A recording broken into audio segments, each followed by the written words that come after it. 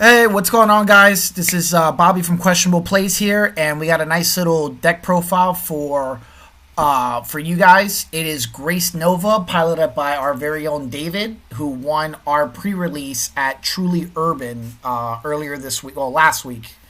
And David, how do you feel about the deck? Talk to me. I love this deck. Ever since I came back from Nationals, I've been wanting to just play a bunch of Grace Nova, like officially. So it was really nice to see it perform well at pre-release. Well, that's good. That's good. So, what were your matchups at pre-release? I was against Guillemon Mill. That was my round one. Round two was oh geez, I'm having trouble remembering. No, I remember it was Mill. I think it was. I don't remember my second match, unfortunately. It's okay. It's okay. My third match was Gammamon, which was the finals match. Okay. So just 3 rounds. That's still fine, but it's a new deck. A lot of people don't really know what's going on, and like with the big changes coming to like the ban list in the middle of a set drop, actually probably like beginning of a set drop. You know, Grace Nova's gonna get some love. Oh, I'm sorry. I interrupted. I actually remembered. So I mixed up my matches. My first match was Anubis. Oh, there you go. Okay. Yeah, my first match was Anubis. My second match was the Mill deck. And then my third round was Gammamon. I apologize for interrupting. No, it's all good. It's all good. All right, so let's not keep the beautiful people waiting. Go start it off. Let's see it. Okay, so I got my camera working because it froze a bit. So let's start with the eggs. So we have 3 Sunmons. These are from EX5.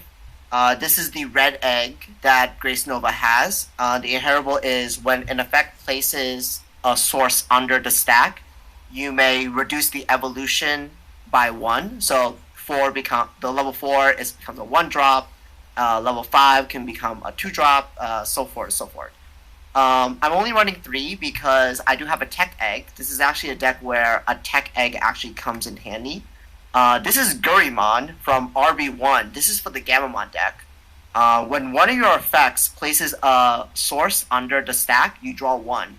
And since Grace Nova actually does like a lot of like putting things into sources, you actually do get to like trigger this draw 1, which is really good because before BT16, this deck does have a problem drawing its cards. Oh my god, I can't speak well. It's okay. Take your time. It has problem getting cards. Basically, it has a problem drawing well because our searching is a little bit limited.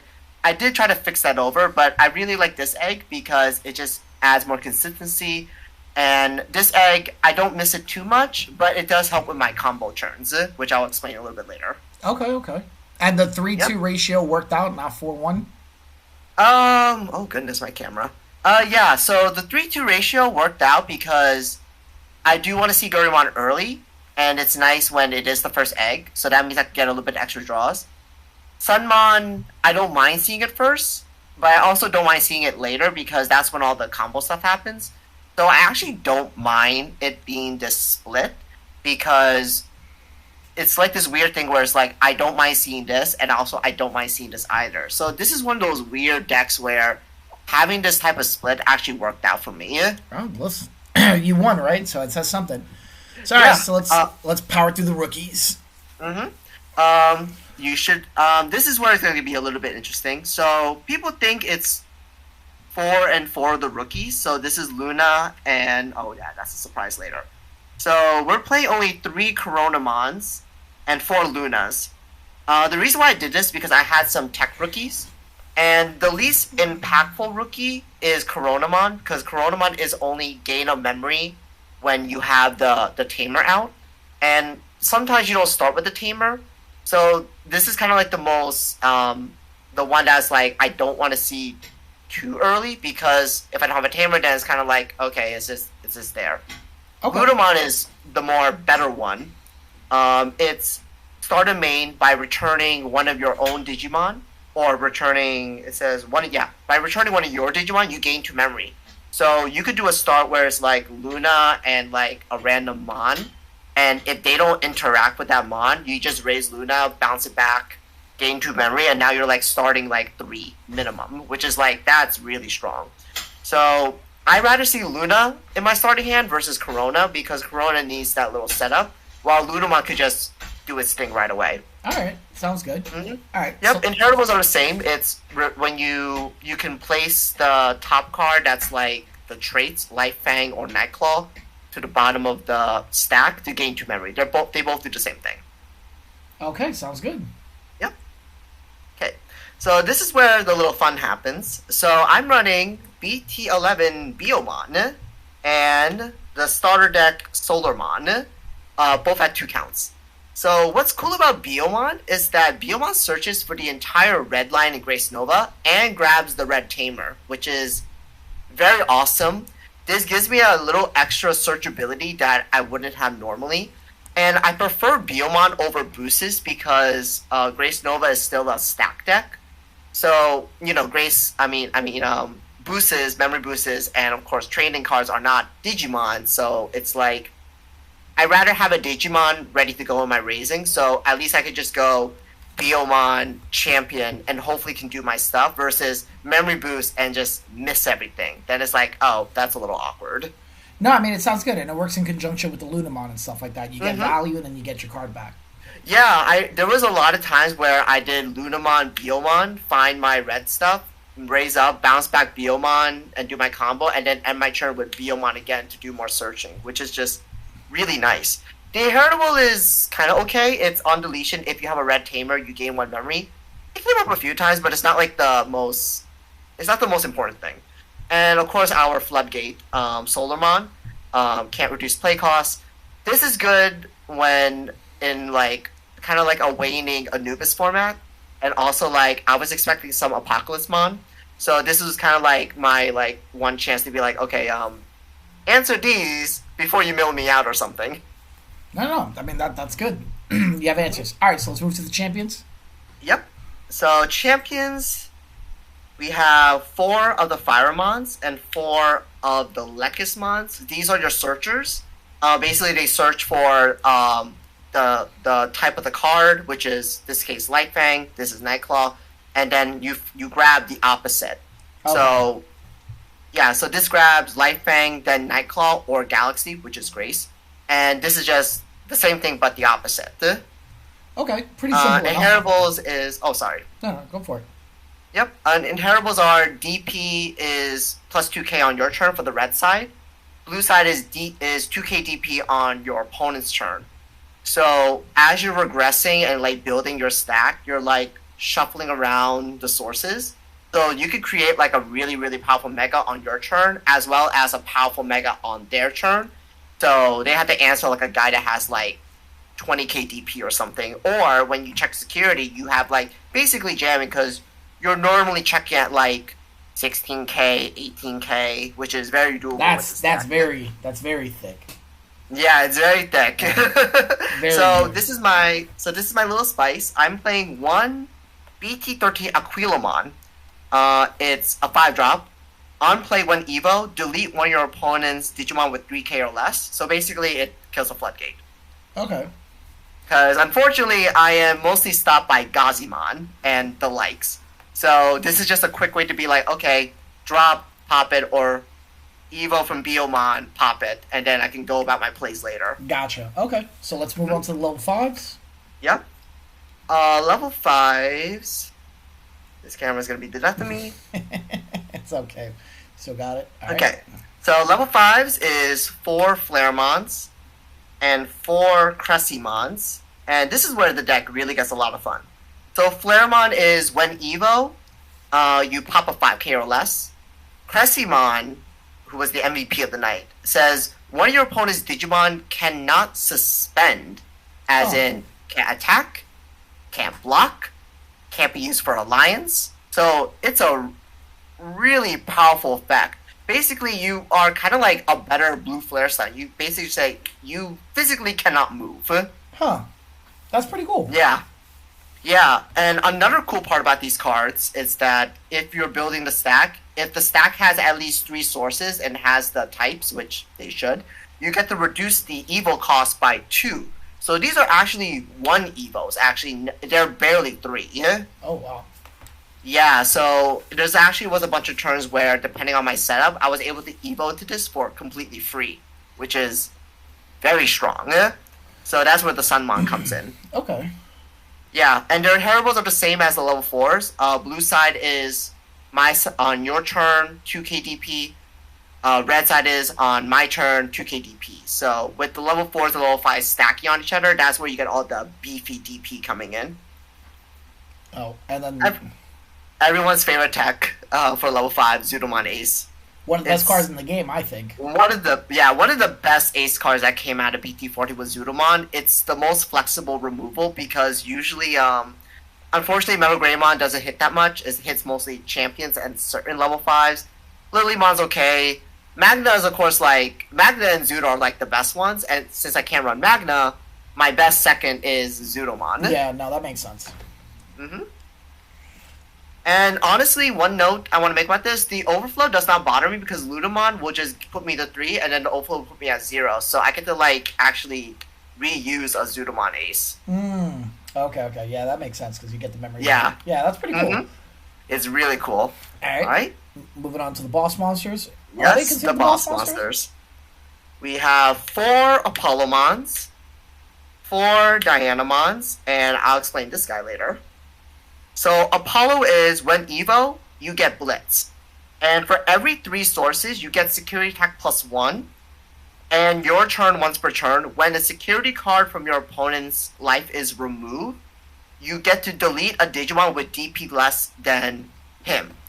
So Apollo is basically... What's his base DP? 12? 12. So that's 14 if you put the inheritables. 14. Normally I'm at 16. On best case, if I go full red, it's 18-20. Okay. So this is basically a Gaia Force. He's an on-body Gaia Force. And the fact that he has Blitz is just really good because it makes, it creates a lot of pressure because a lot of your first turns are just, turbo into Apollo, swing for, maybe 2-3 checks at, 16, 18k, which is essentially jamming. You get to pop something, and now they're at 2 life, which is puts a lot of pressure on your opponents. And now we go to the counterpart. The counterpart. Yeah, Dianamon. So Dianamon is when attacking once per turn. For each of these Digimon sources, you get to trash any one source from one of your opponent's Digimon, and then she applies Sorai onto the field. And then if she strips, she gets to restand. That's very good. That's very... Oh, yeah. Another 2 checks, right? Basically, it's hard to get 2 checks from Diana because when the stack gets so large, you kind of just strip everything, so they're probably naked.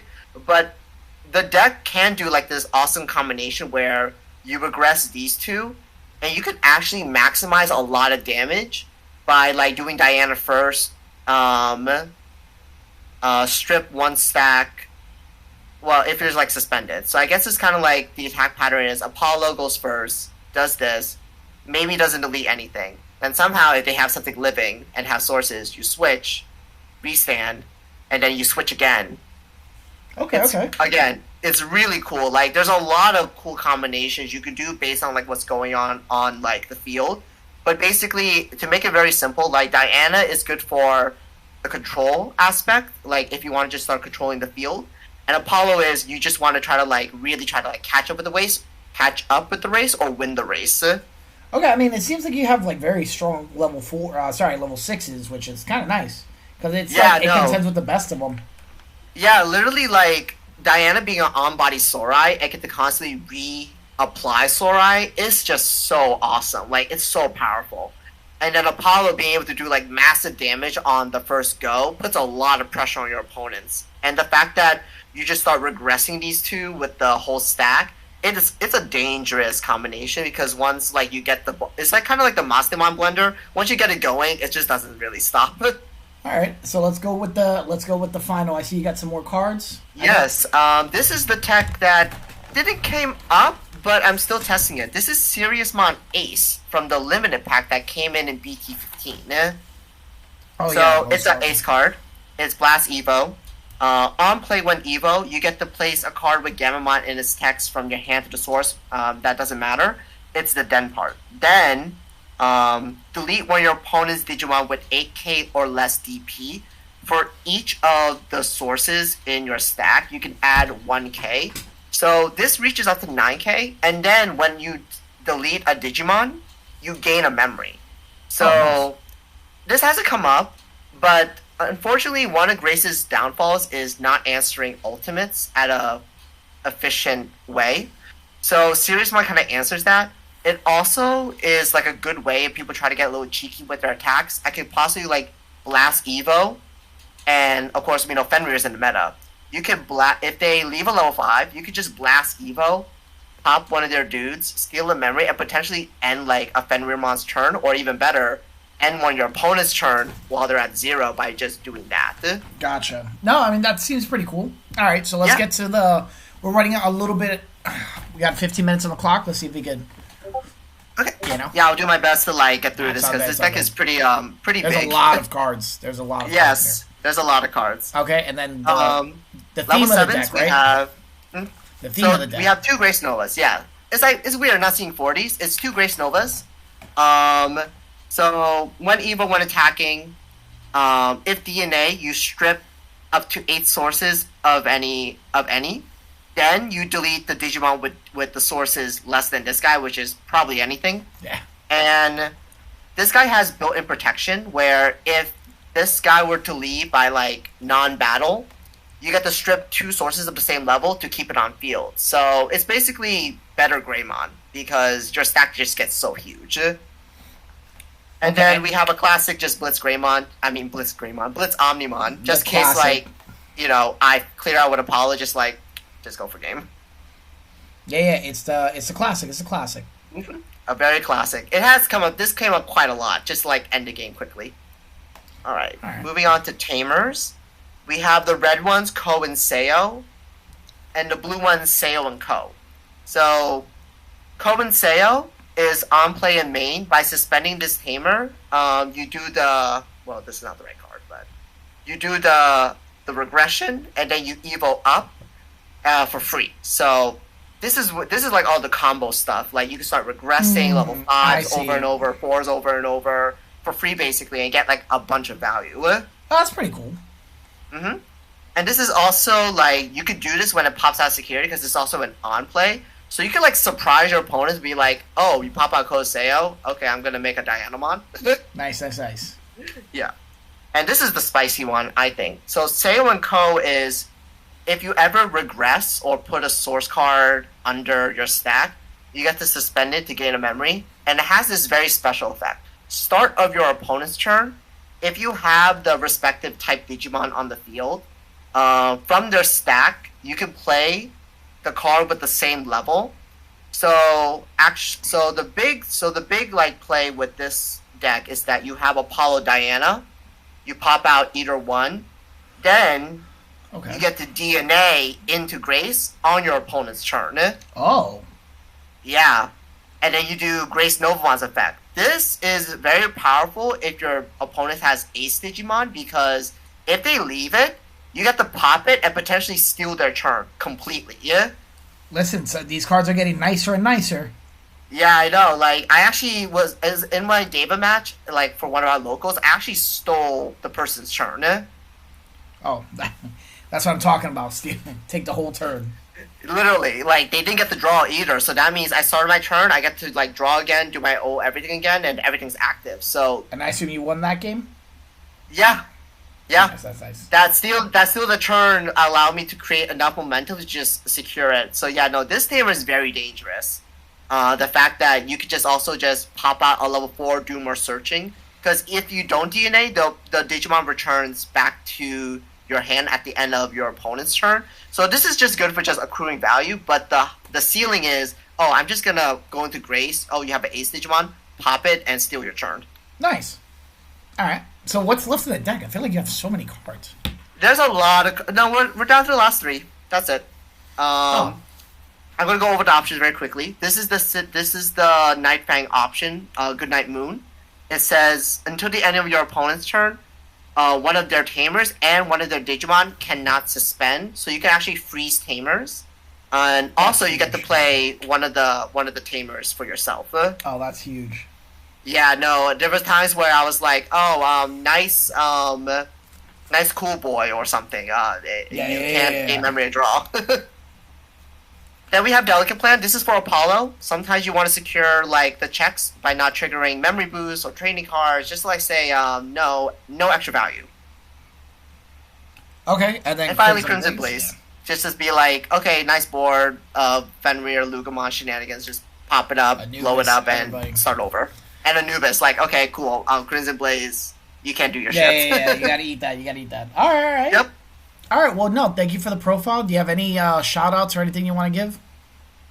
Just shout out to the whole Questionable Plays community, and of course the locals at Truly Urban. They really made me like feel at home, feel welcome. Everyone was awesome. I had a great time at pre-release, and was very happy to just play the deck I've been wanting to play for a very long time. Well, that's good, man. See, you can play the cards you want and do all right with it. You know, you do well. You can win. All right, then, guys. Thank you, and have a good night, or good day, depending on what time it is for you guys. And we will see you again. We have a couple of more deck profiles, so we'll be swinging them that way soonish. Take care, guys. See you guys soon.